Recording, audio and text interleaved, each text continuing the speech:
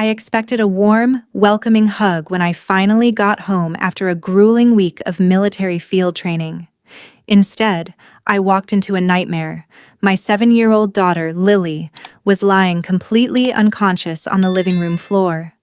My husband, David, didn't even bother to get off the couch. He just stared at the television and coldly muttered, "She should have listened." Panicked, I scooped my little girl into my arms and dialed 911, my hands trembling. Minutes later, the sirens wailed, and the paramedics burst through the front door. But the moment the lead paramedic saw my husband, his entire expression turned to pure horror. He treated Lily, but before they loaded her into the ambulance, he quietly pulled me aside into the hallway. Looking me straight in the eyes, his voice shook as he whispered, "Ma'am, I don't think you know who you are married to." He looked deeply terrified. "My name is Evelyn. I am 44 years old, and as an active-duty military officer, I have endured some of the most grueling physical and mental challenges imaginable.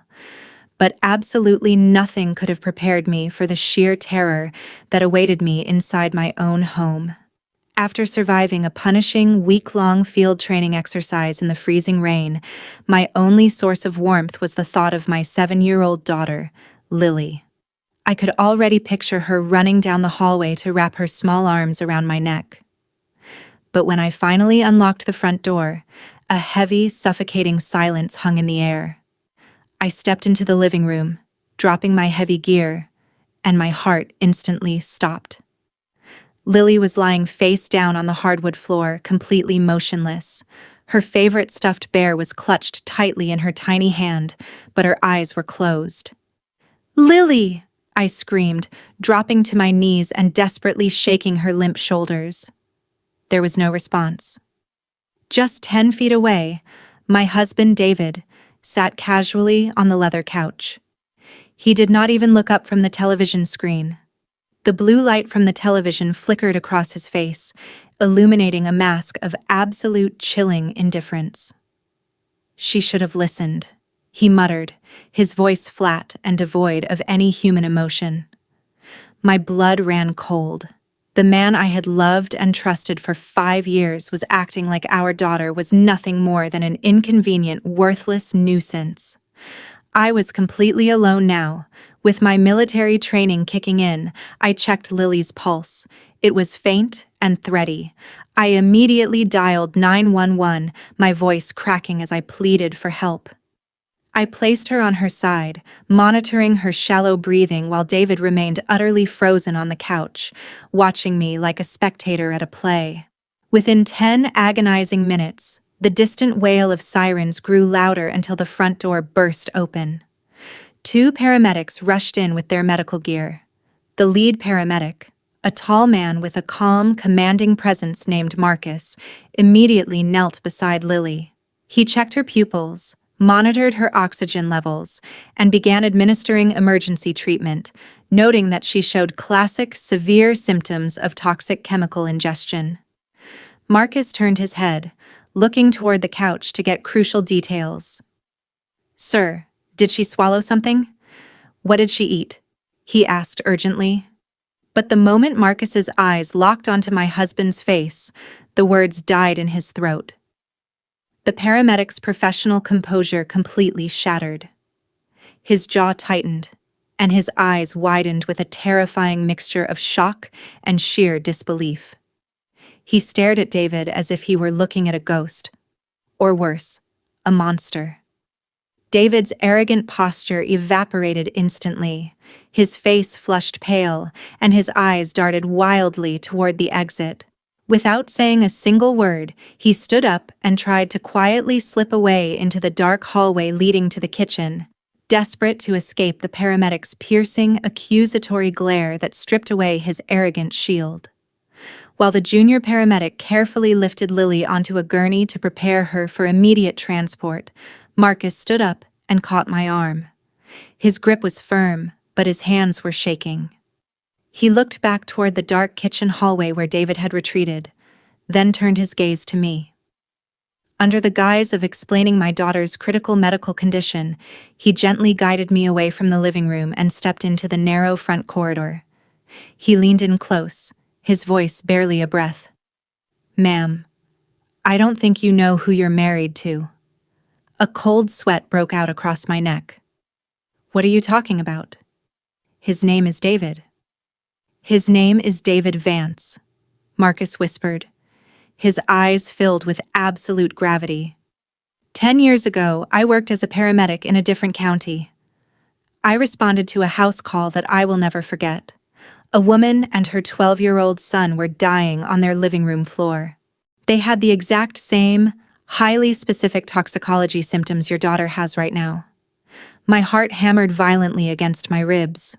"No, that's impossible. You have the wrong person." "I would never forget that man's face," Marcus insisted. "The boy survived, but the mother didn't make it. The police investigated, but there wasn't enough physical evidence to convict him.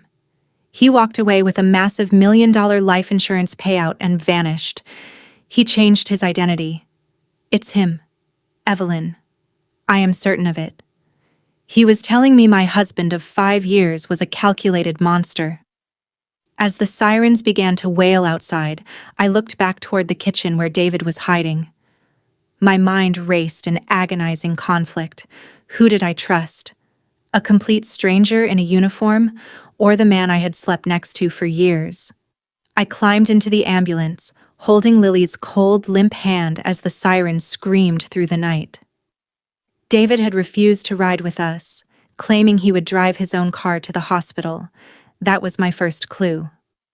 When we arrived at the emergency room, doctors rushed Lily into the pediatric ICU.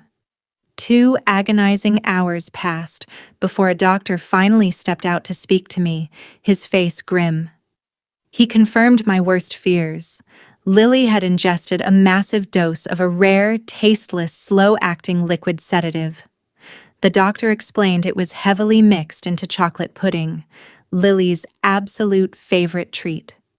A treat she would only ever accept from someone she trusted implicitly.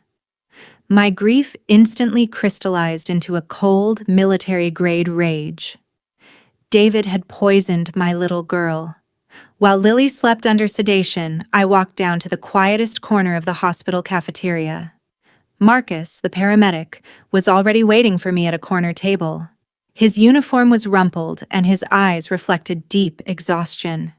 He confirmed what I had desperately tried to deny.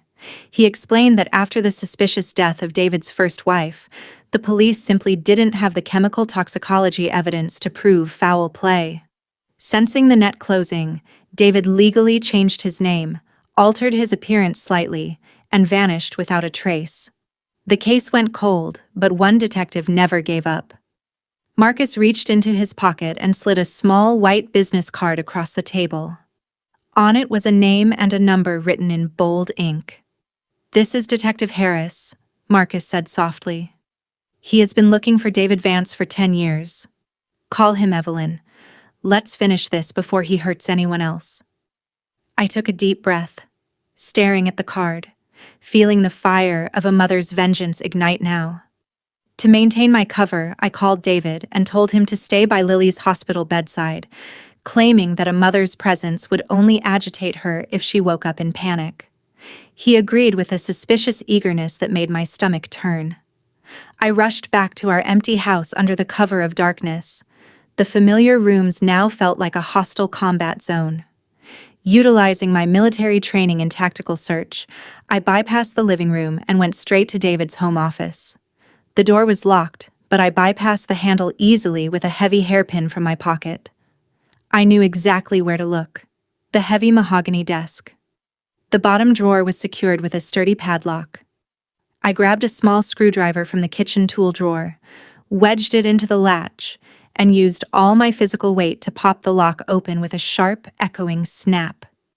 Inside, buried beneath innocent tax papers, was a sleek black leather envelope. My hands shook as I opened it. The first page was a certified copy of a birth certificate for David Vance. The second was a hidden passport under his real name, with a departure ticket to a non-extradition country booked for next week.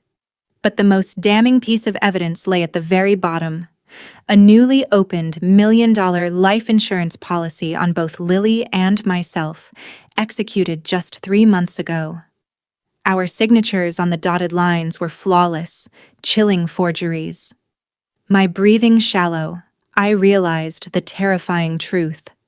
Lily was never supposed to survive the night, and I was next. I heard a floorboard creak downstairs.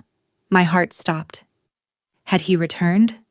I stood perfectly still, clutching the secret papers, listening in the dark shadows, waiting to see if my dangerous husband had found me out tonight.